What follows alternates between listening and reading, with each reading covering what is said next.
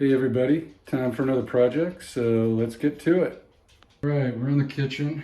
I built those upper cabinets, but ran out of steam, and we purchased these lower cabinets. And this one right here is where all the pots and pans live, down on that bottom shelf. And there they all are on the table. It's been a royal pain over the years, getting on your hands and knees, getting down there, trying to pull the right pan out. So I decided I was going to make a sliding drawer. I looked into mechanical sliders, but I didn't want to give up the space that those things require.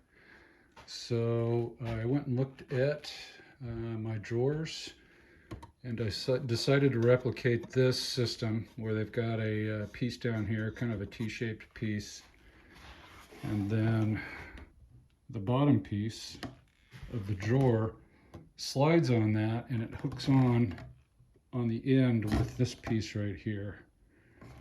So if I can do it with one hand. So this thing just slides, catches on that, and that piece on the end is the thing that holds it in here. That little piece right there, which isn't really all that thick. So, not thinking too much about it, I went ahead and I made those pieces. So there's the T-shaped bottom piece. Here's the piece that attaches to the drawer that just fits right over the top of it, like that. And then this piece gets attached to this.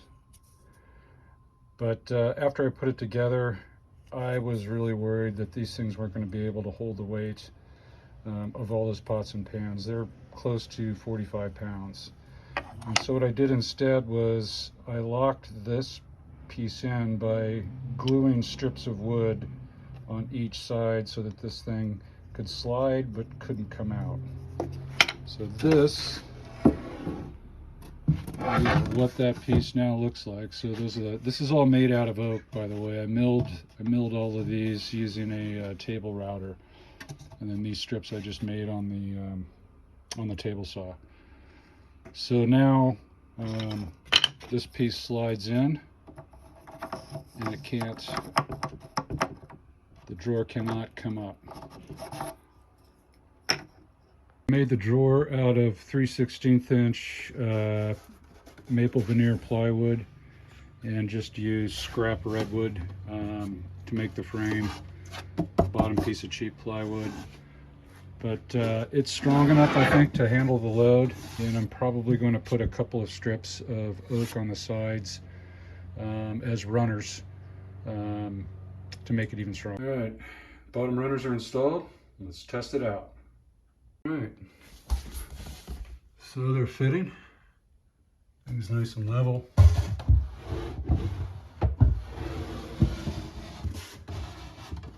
And it gets a little iffy when you get to about right there, but other than that, it's pretty good.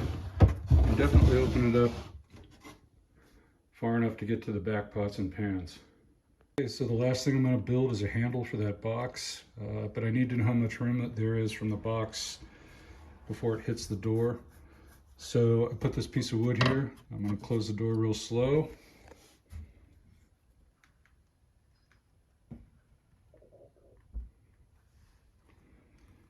And looks like we've got about 7/8 inch clearance, something like that.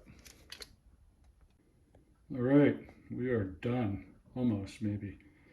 So I got almost all the pots in there except one, just because we're losing a little space because of the drawer. The thing slides out pretty easily, and it hangs in there, doesn't feel unstable. The only thing I may add is a 3/4 inch by 3/4 inch piece of wood across here to kind of brace this. You can see it's flexing a little bit. But other than that, I think we're good. On to the next project. Bye. Okay, I lied. Need to finish up a few more things for this video. So this is what the interior looks like. The centerpiece, the center rail is oak. It's taking most of the weight, but then I've got these runners, which I did not make out of oak. I made out of pine. milled them on the planer to make them nice and smooth. So that's what the bottom looks like. And this is the bottom of the drawer. So that center rail fits into this T-shaped notch here. And then these are companion runners on each side that just go on top of the other runners. Okay, so I want to talk a little bit about how easy it is to pull the drawer in and out, and that's controlled by the friction between the center rail piece and the receiver, and then the rails that I made on each side, the runners.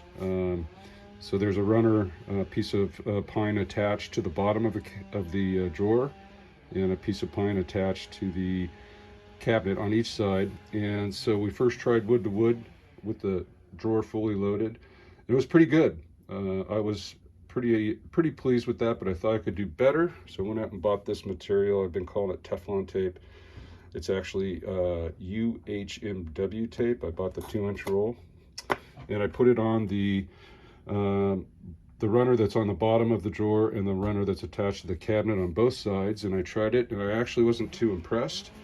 So I did some research and found this stuff, Johnson Paste Wax, and I applied it to the bottom and top of the runners on both sides, and I applied it to that surface right there, and it was very impressive. It slides in and out way easier than either of the other 2 attempts. You'll see in that next video. All right, so here is the finished product, fully loaded. A couple of things. I put in a 3/4 inch by 3/4 inch strip right here because the plywood was flexing when I was pulling on it, so that stiffened it up quite a bit. But then I found that this oak strip right here was flexing too, so I added 2 more posts. And the reason I built my own handle wasn't because I wanted to, it was just that all the handles that I could find were not going to fit. They stuck out too far away, and I didn't want to have one of those raising handles. And so anyway, that's why I went ahead and did that. And then finally, putting that wax in, this thing's fully loaded. I think I measured it. I think those pots and pans weighed close to 45 pounds, I believe. And it just super easy to slide in and out. So I'm pretty happy with it. And so that's a wrap. Thanks for watching. Bye.